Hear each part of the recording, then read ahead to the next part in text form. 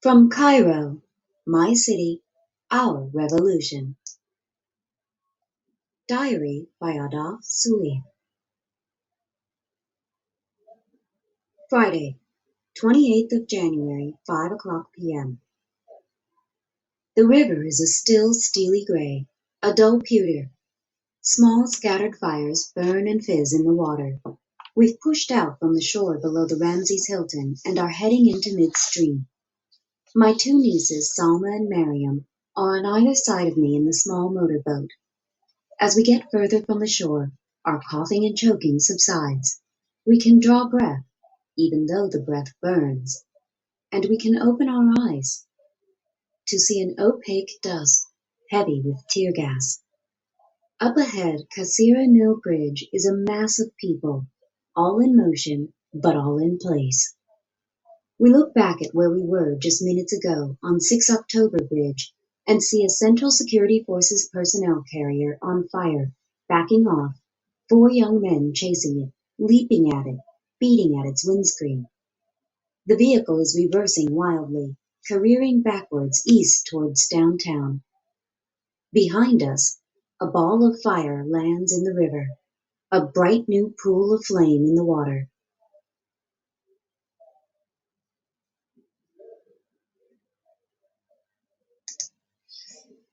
The sky, too, is gray, so different from the airy twilight you normally get on the river at this time of day.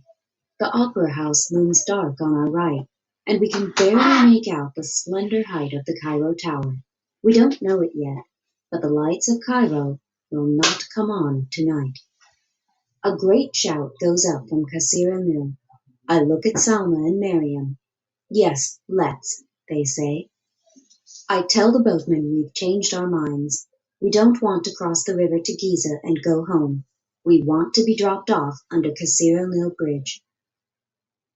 And that is why we, myself and 2 beautiful young women, appeared suddenly in the Cairo Mill underpass among the Central Security vehicles racing to get out of town, and all the men leaning over the parapet above us with stones in their hands stopped in mid-throw and yelled, "Run!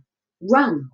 and held off with the stones so they wouldn't hit us as we skittered through the screeching vehicles to a spot where we could scramble up the bank and join the people at the mouth of the bridge.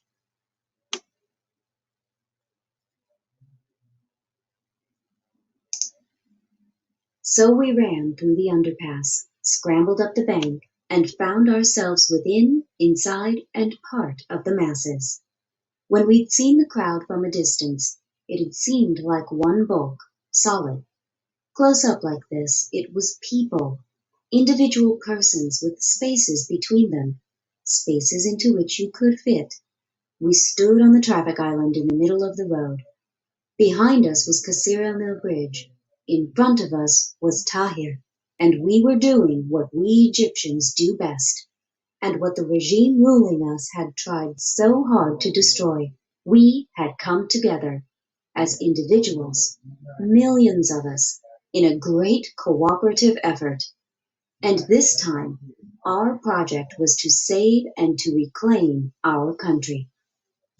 We stood on the island in the middle of the road, and that was the moment I became part of the revolution. For 20 years I have shied away from writing about Cairo. It hurt too much.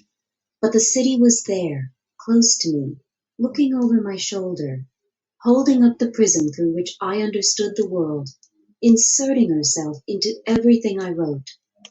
It hurt.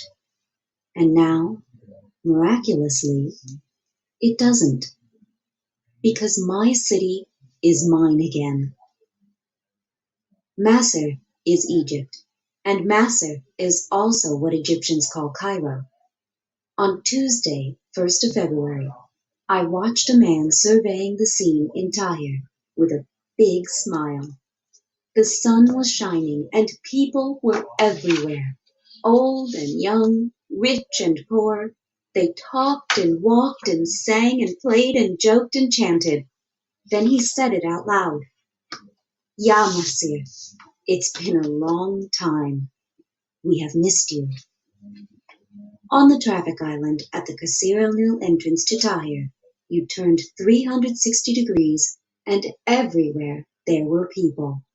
I could not tell how many thousands I could see.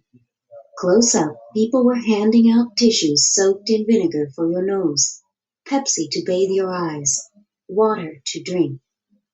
I stumbled, and a hand under my elbow steadied me. The way ahead of us was invisible behind the smoke.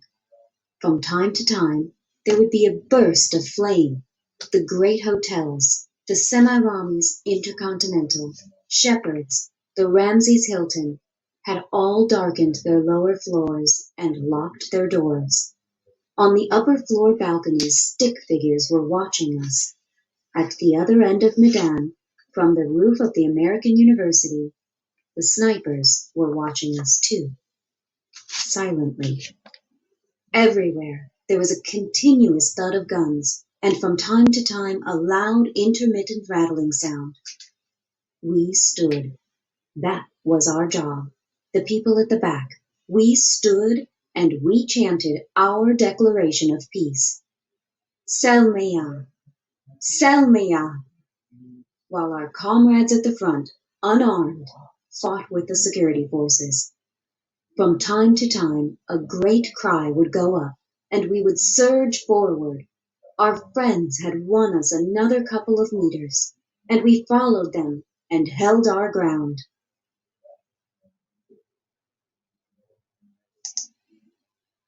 We sang the national anthem. 8 months ago, some young protesters from the 6th of April group had been arrested in Alexandria for singing the national anthem. It was instigatory, the prosecution said. We sang it. On 28th of January, standing at that momentous crossroads, the Nile behind us, the Arab League building to our left, the old Ministry of Foreign Affairs to our right, seeing nothing up ahead except the gas and smoke and fire that stood between us and our capital, we stood our ground and sang and chanted and placed our lives with all trust and confidence in each other's hands. Some of us died.